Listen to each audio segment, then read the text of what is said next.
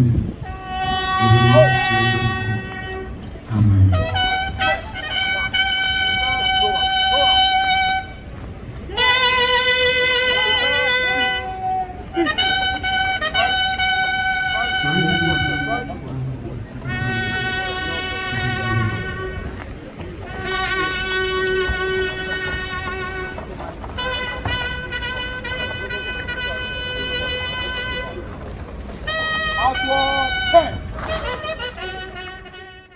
This is the impact she has made in our lives. Her legacy will forever shine brightly in our hearts and minds. That is the purpose of living. Dear friends, this is the purpose of living, that you can impact society positively. We are here because of the donation Amma made to society. We are here remembering her because she touched us. The impact she has made is what we are celebrating. You are here. I am also here. What is it that we learn of this great, phenomenal, courageous woman? The purpose of living is that you can make an impact and make society better and make society good for others. Many of us are living for ourselves, selfishly, with greed. We think only of ourselves. Here was a woman who spoke for Africans. Here was a woman who stood for Africans. Here was a woman who spoke for the vulnerable, for the marginalized, for the downtrodden, for women, for the girl child, and those who had nobody behind them. Their words will live on. And I pray that there will be people who will stand up like her to speak for the vulnerable in society, especially women. This is the woman we are celebrating today.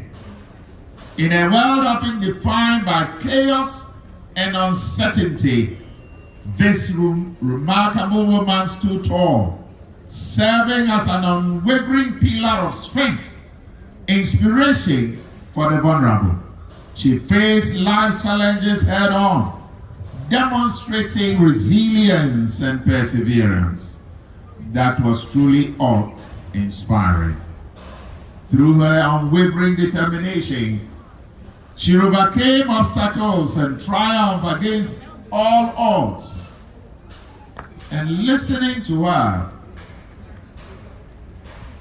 at interviews, the way she speaks with power.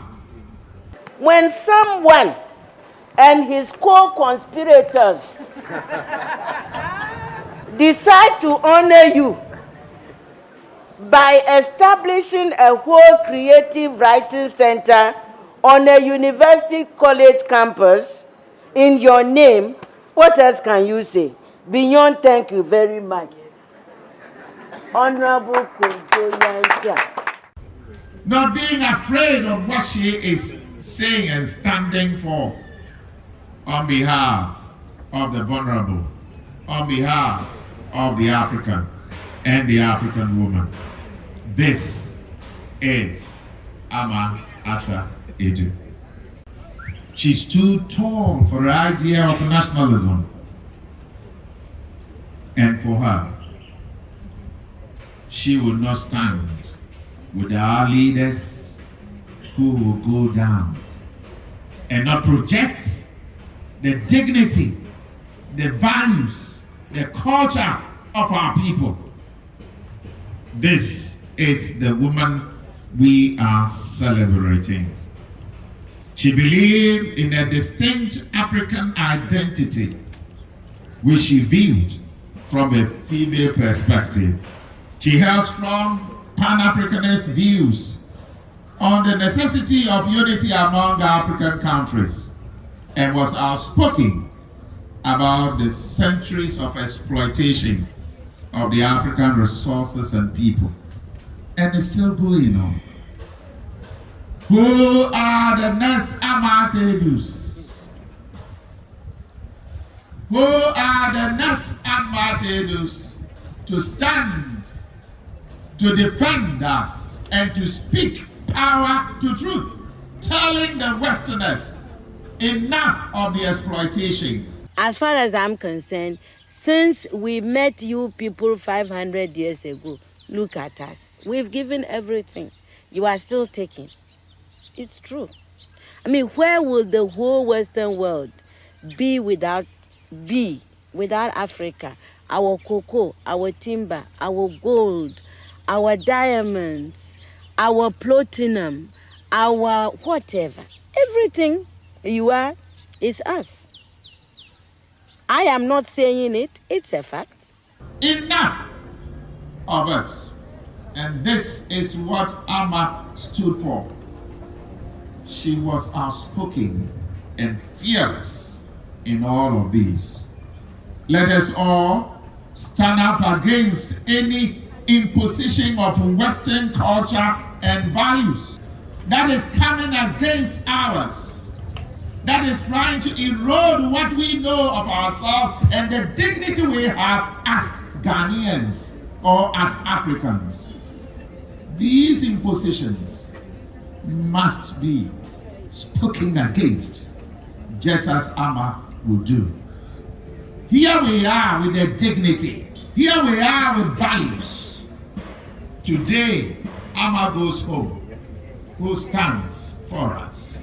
Let us all, as leaders, as traditional rulers, as religious leaders, as family members, wherever, as women, wherever we find ourselves, stand for the values of our dear nation, Ghana. This is what will please the soul of Amma as she goes home today. That which will not inure to our benefit, that which will not preserve our values as a people, we stand against it, just as Amma will speak against it.